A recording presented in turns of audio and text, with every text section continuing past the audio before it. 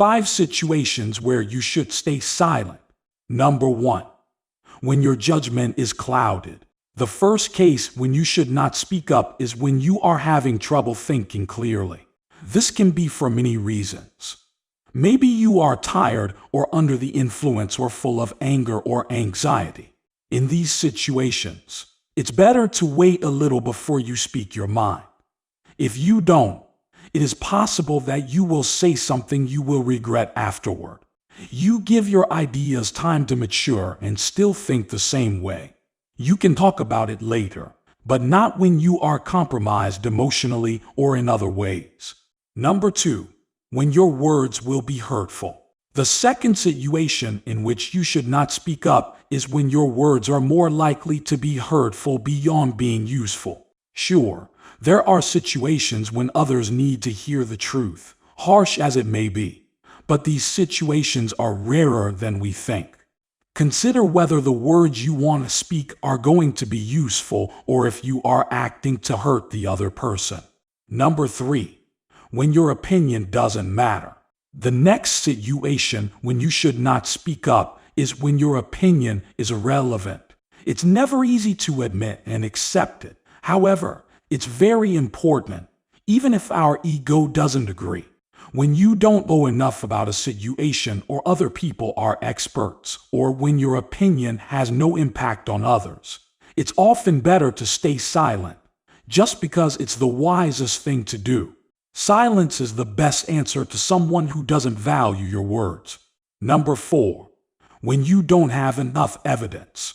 Sure, in some situations we are free to speculate and speak up even if we don't have evidence.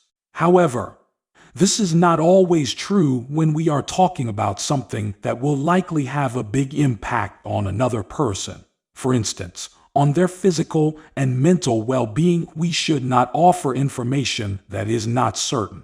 Hearsay might be fine in some contexts, but if our hearsay can sway a big decision, it's best not to speak. Say, for instance, that a person is considering whether to use a medication that might help them.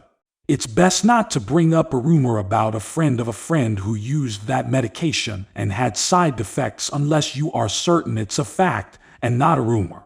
Number 5. When asked not to speak. If recognizing that your opinion is not relevant is hard for the ego, being asked to stay silent is even harder.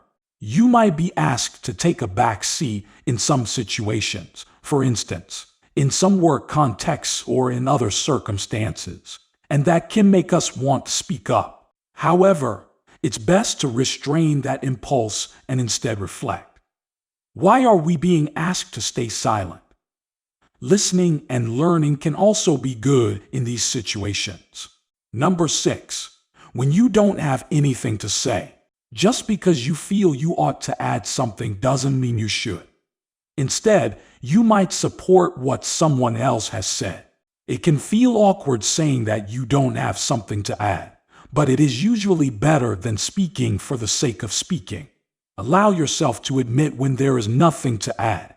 Be careful with your words. Once they are said, they can be only forgiven, not forgotten.